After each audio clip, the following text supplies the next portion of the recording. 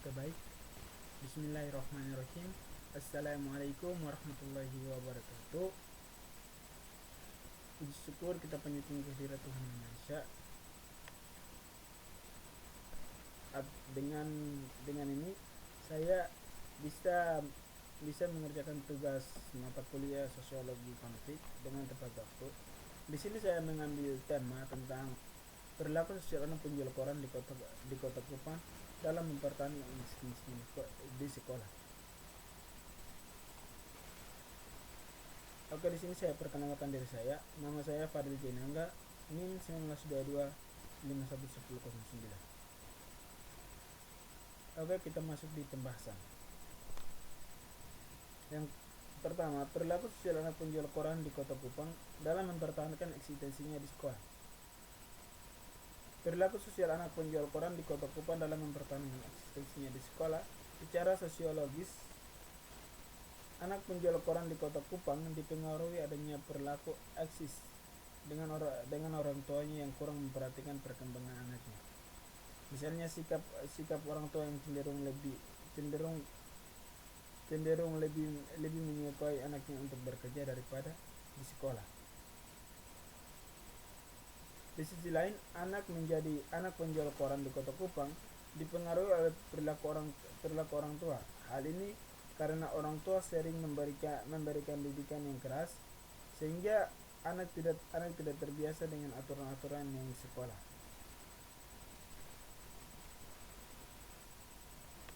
Yang kedua, perilaku sosial anak penjual koran, perilaku dan peran anak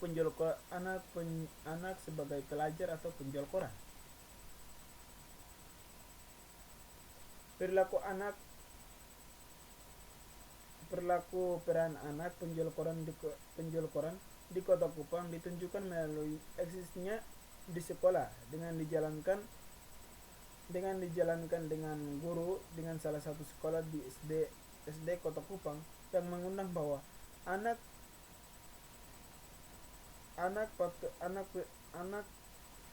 pengunjung di koran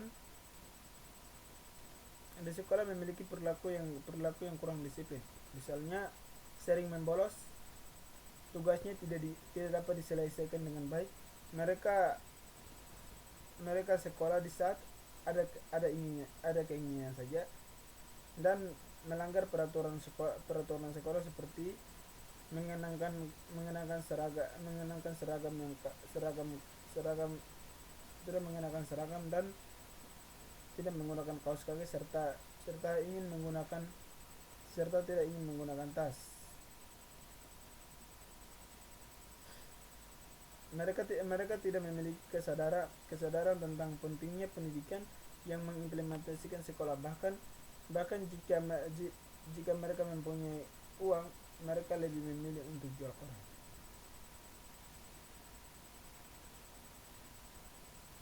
Perilaku seometrik anak penjual koran. Perilaku seometrik anak penjual koran di Kota Kupang ditunjukkan dengan sikap positif. Hal ini dilihat dari perilaku Dino saat seorang anak penjual koran di salah satu kedai kopi di pinggir jalan Kota Kupang. Sambil memegang korannya, diajakan dia menawarkan beberapa orang yang sedang menyantap sup ubi di kedai tersebut. Waktu sudah menunjukkan hampir pukul jam 10 malam. Beberapa reaksi yang diterima Dono ada yang mengangkat tangan dan teriak.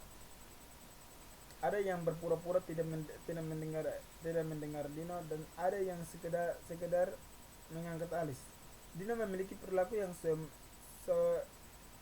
sosiometrik yang positif, yang bukanlah penjual koran, bukanlah peminta dan penuntut, dan tidak ada yang memaksa, yang menuntut hingga terlibat untuk mengganggu calon pembelinya, seperti yang ditemui oleh senyumnya yang di wajahnya meski orang tidak beli. Menjual koran sebagai perilaku yang ekspresi anak. Anak meninggalkan meninggalkan sekolah memilih menjadi penjual koran adalah sebuah perilaku ekspresi anak di atas kejenuhan lingkungan sekolah. Eksplorasi yang digunakan dari beberapa anak penjual koran di kota Kupang di kota Kupang. Rando duduk di pinggir jalan dengan trotoar dan di bawah lampu merah lalu lintas di tempat bundaran kantor Gubernur Nusa Tenggara Timur. Sambil memegang korannya dijual sekali, ia ia nyaris dan jatuh akibat mampu menahan ketentuan saat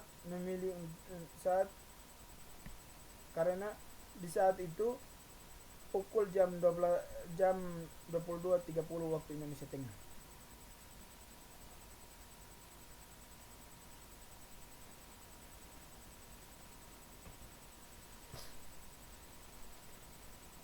Yang berikut, anak penjual koran untuk tetap eksis di sekolah. Anak penjual koran meski memiliki kesadaran bahwa pendidikan bukan hanya untuk memiliki kaum yang kaya dan akhirnya tetap eksis di sekolah. Karena bagi mereka pendidikan wujud sekolah yang memiliki semua kalangan di masyarakat yang mempunyai hak yang sama untuk menyamakan pendidikan.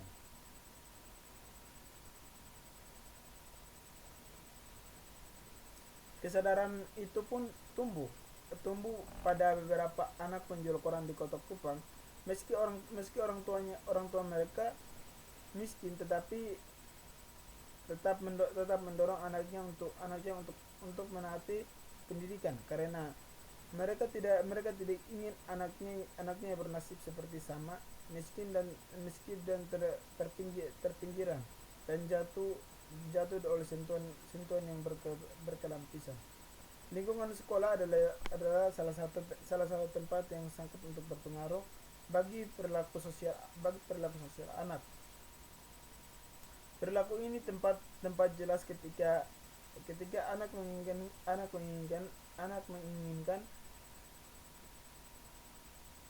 meninggalkan sekolah memilih aktivitas untuk penjual koran karena profesinya sebagai anak penjual koran.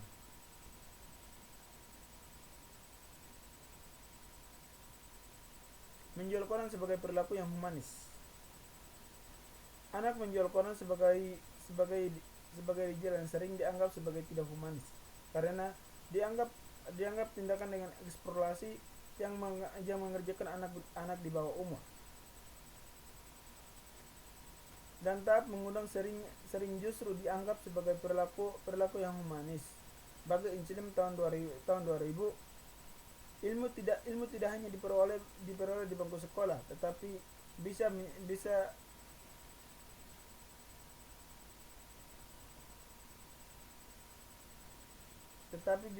dengan cerdas biasa oleh perilaku lingkungan informal seperti untuk menjual koran. Anak menjual koran jika tempatnya di sekolah dapat hidup mandiri dibandingkan dengan anak-anak yang duduk di bangku sekolah yang mendengarkan ceramah dari gurunya.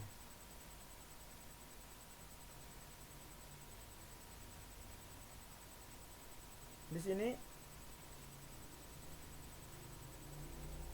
kemudian cover untuk mengelompokkan konflik sosial menjadi dua macam, yaitu konflik realistik dan konflik neorealistik.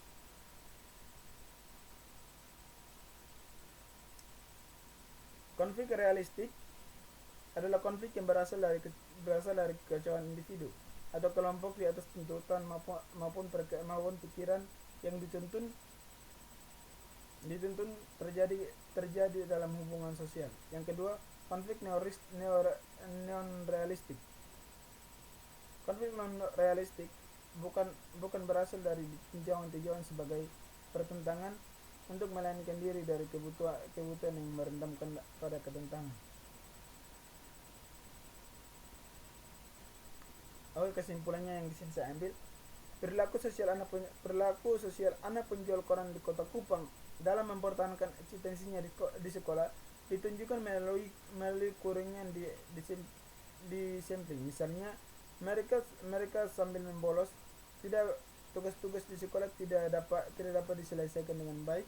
Mereka di sekolah di saat ingin saja